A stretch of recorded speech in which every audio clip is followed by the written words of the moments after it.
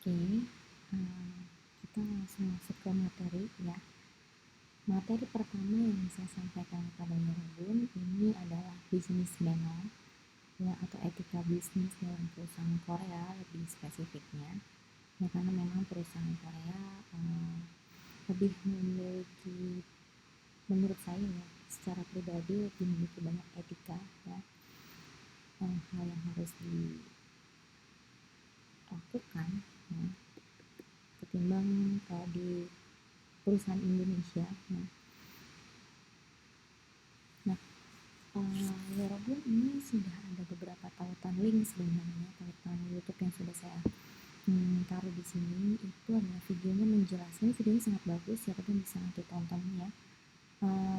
Di sini ini setiap tautan ada judulnya ya. Jadi kalau Yorobun bisa lihat sini adalah tautan untuk Insa Meno ya, jadi gimana caranya bersalam, mengucapkan salam kepada atasan Yorobun, kemudian bagaimana juga berjabat tangan ya, Atsu Meno, Chonwa Meno, Elevator Meno, kemudian Yongham ya, bagaimana memberikan manner ya atau etika saat memberikan kartu nama, kemudian etika pada saat duduk di dalam mobil ya, misalnya contohnya Yorobun harus pergi ke suatu tempat bersama dengan atasan Yorobun gitu, dan juga teman sekantor, itu duduknya gimana sih posisinya, sebenarnya ada posisinya ya, itu yang perlu Yorobun ketahui. Nah ini sebenarnya yang bisa nanti Yorobun baca ya bersama kelompok. Nanti saya akan berikan tugas kepada Yorobun, penjelasan tugasnya akan saya berikan di akhir video. Pada intinya ini saya akan membaca awal-awalnya saja ya. Nanti untuk penjelasan lebih lanjutnya Yorobun akan belajar bersama teman-teman ya. Nah, bisnis manner ya itu sebenarnya ada dibuat ya berdasarkan di mana negara itu ya. Jadi kalau misalnya tentunya perusahaan Korea dengan perusahaan Cina dengan perusahaan Jepang itu memiliki etika bisnis yang berbeda-beda ya. Nah ini adalah penjelasan mengenai etika bisnis ya. Pada dasarnya saat Yorobun masuk ke dalam dunia pekerjaan ya, itu yang paling penting adalah tepat waktu ya. Yang pertama Yorobun itu kita perilaku yang paling mendasar adalah Yorobun harus tepat waktu dalam masuk kerja ya. Jam masuk kerja selalu tepat waktu gitu ya. Jadi datang ke kantor tuh nggak telat ya. Kemudian sampai kantor juga sudah siap ya dan tahu harus mengerjakan apa ya. Dan sebenarnya tuh ini nanti Yorobun bisa baca bersama kelompok ya, tapi saya akan lebih sharing tentang bagaimana sih perusahaan Korea itu ya etikanya. Nah perusahaan Korea cenderung lebih sedikit agak apa ya, saya bilangnya sedikit kaku ya. Jadi kalau misalnya Yorobun itu harus tentunya di semua tempat ya, di semua perusahaan itu harus datang ke kantor itu tepat waktu ya.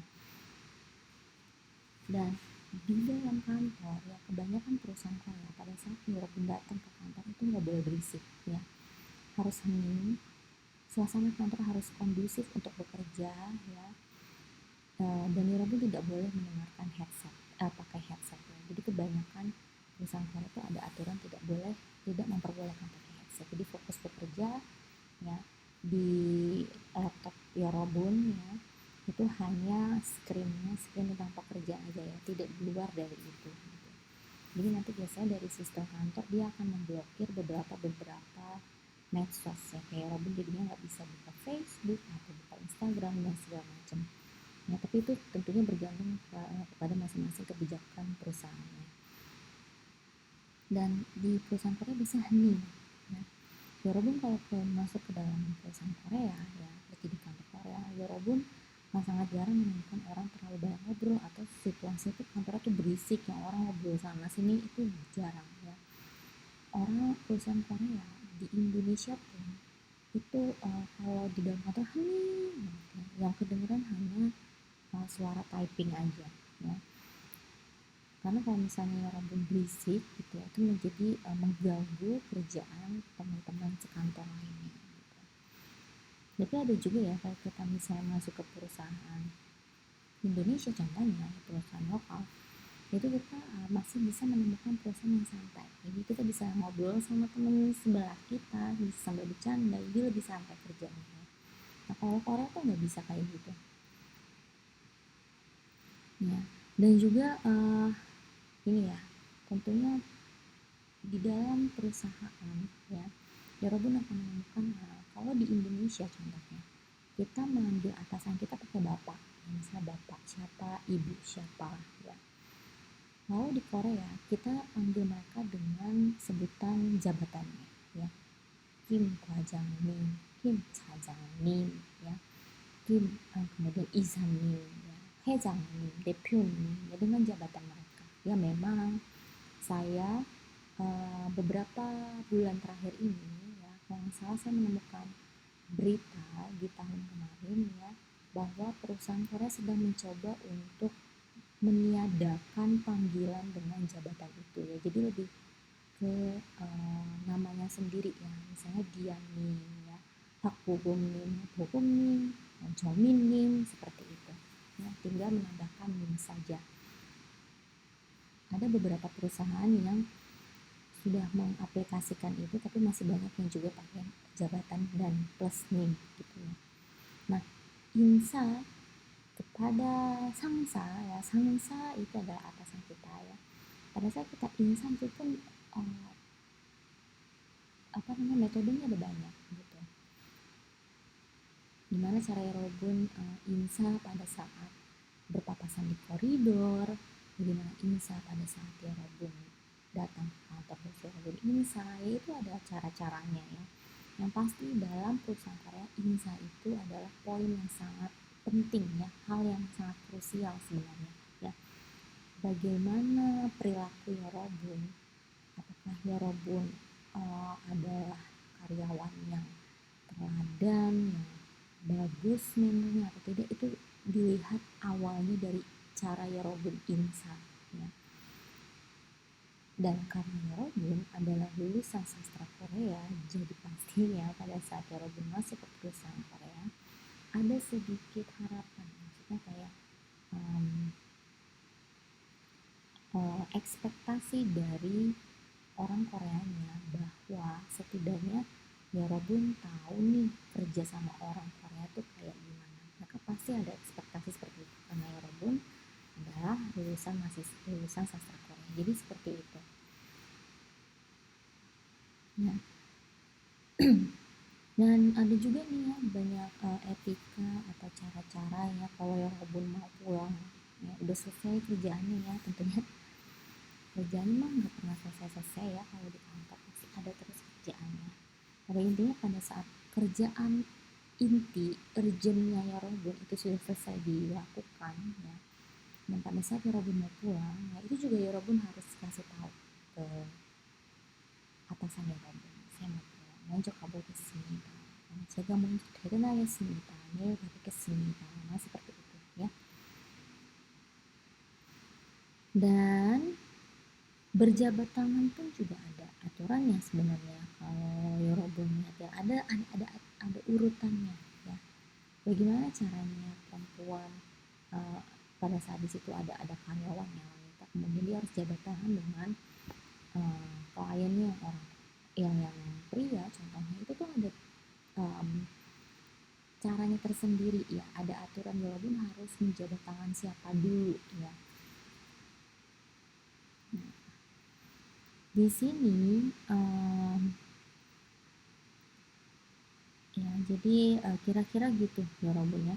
Kalau di perusahaan Korea juga yang perlu Yorobun perhatikan adalah saat Yorobun meninggalkan kursi ya, misalnya contohnya Yorobun mau keluar, ada meeting gitu ya, ada meeting dengan klien gitu. Nah itu juga Yorobun harus laporan ke atasan Yorobun, saya mau meeting dengan detail meetingnya kapan, di mana, perihal apa, itu Yorobun sampaikan kepada atasan ya sebelum pergi. Nah saat Yorobun sampai kantor pun itu juga Yorobun harus laporan kalau Yorobun udah sampai dari meeting ABCD seperti itu.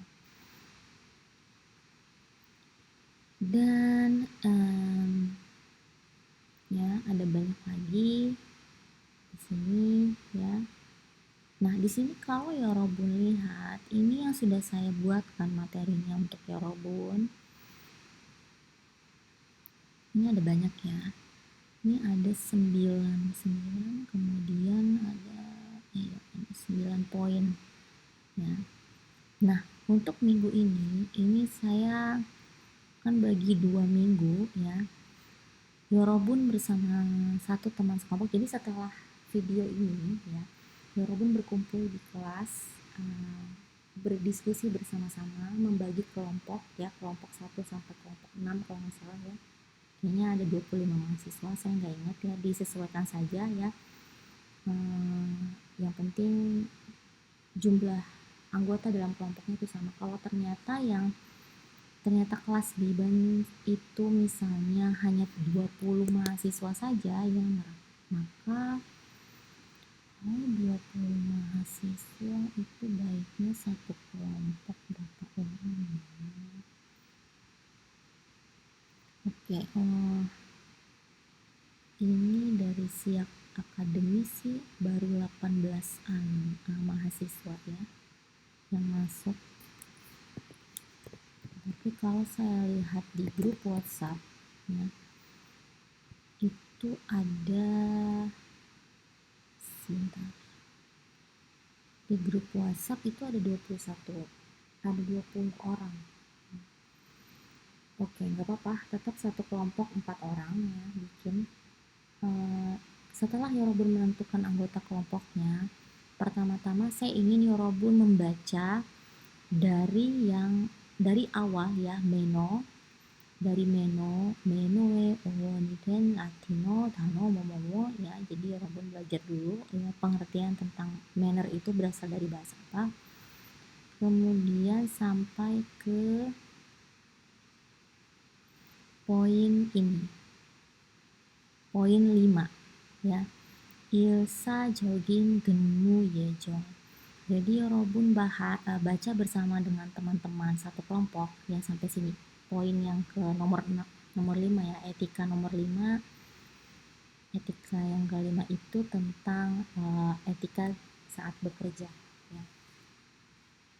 Nah, ini Yorobun baca bersama teman-teman ya sampai poin 5. Kemudian Yorobun buat presentasi mengenai isi dari materi ini ya. Presentasinya dibuat dalam bahasa Indonesia dulu saja ya, biar gampang. Materinya udah Korea ya, jangan sampai Yorobun jadi capek ya harus bikin presentasi bahasa Koreanya ya. Tapi nanti tentunya nextnya itu akan ada presentasi dalam bahasa Korea ya. Untuk sekarang Yorobun baca dulu bahannya sampai nomor 5 tadi. Yorobun bikin presentasi isi materinya itu apa sih ya. Dan juga jangan lupa Yorobun menonton tautan YouTube yang berkaitan dengan poin bacaannya ya. Jadi kan ini sudah Yorobun boleh cari link YouTube lainnya atau menonton yang sudah saya sediakan. Jadi di sini kan poinnya itu tentang insa ya, ada yang insa, kemudian aksu, dan juga genmuye jon ya. Yorobun bisa tambahkan informasi lain di luar dari PDF ini ya. Jadi Yorobun bisa cari referensi di YouTube ya. Lalu Yorobun tambahkan di dalam presentasinya ya untuk materinya. Nah, kira-kira itu ya. Nanti Yorobun jangan lupa bikin Teams kelompok di kelas budaya bisnis Korea ya, dan add saya juga biar saya tahu ada kelompok itu ya.